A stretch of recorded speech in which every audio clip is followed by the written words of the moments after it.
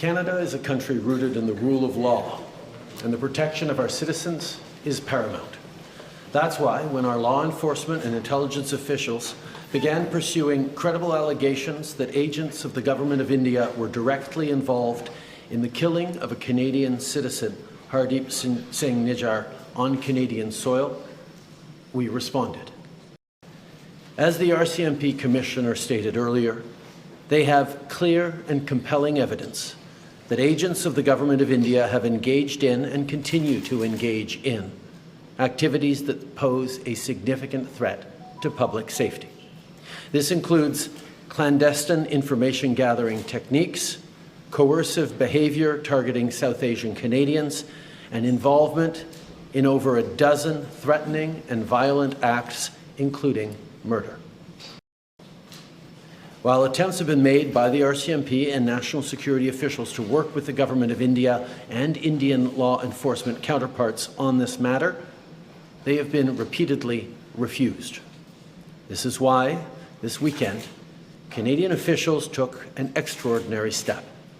They met with Indian officials to share RCMP evidence which concluded 6 agents of the Government of India are persons of interest in criminal activities.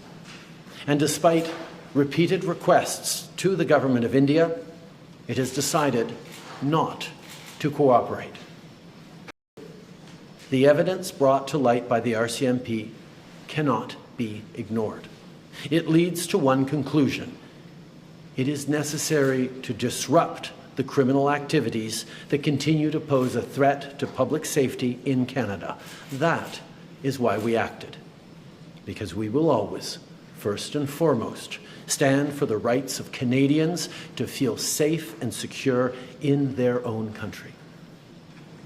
We will never tolerate the involvement of a foreign government threatening and killing Canadian citizens on Canadian soil, a deeply unacceptable violation of Canada's sovereignty and of international law. I know the events of the past year and today's revelations have shaken many Canadians, particularly those in the Indo-Canadian and Sikh community. Many of you are angry, upset, frightened. I get that. This shouldn't happen. Canada and India have a long and storied history rooted in people-to-people ties, business and trade. But we cannot abide by what we're seeing right now. Canada fully respects the sovereignty and territorial integrity of India. We expect the Indian government to do the same for Canada. As Prime Minister, it is my responsibility to provide reassurance to those who are feeling their safety has been compromised, but most importantly, it is my responsibility to take action and to never hesitate in doing what is necessary to protect Canadians.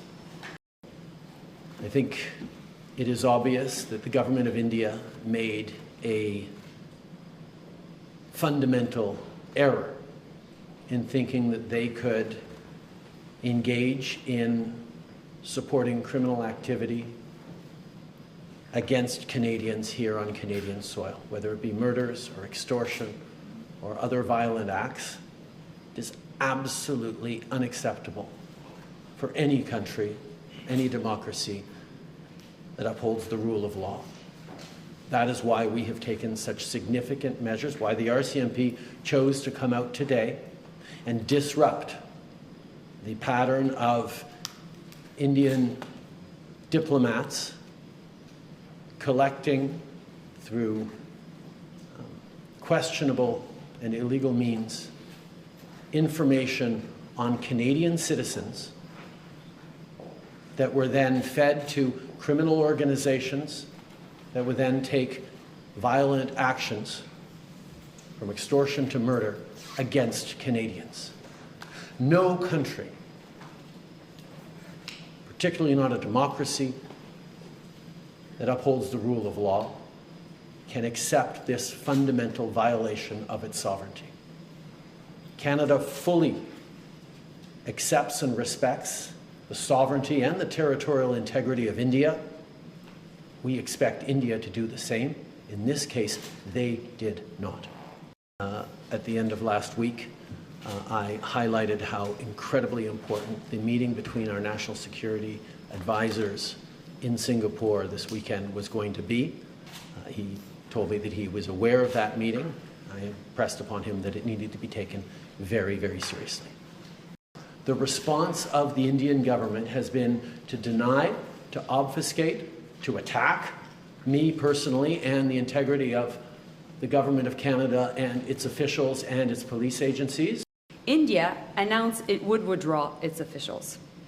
To be clear, we're not seeking diplomatic confrontation with India, but we will not sit quietly as agents of any country are linked to efforts to threaten, harass, or even kill Canadians, period.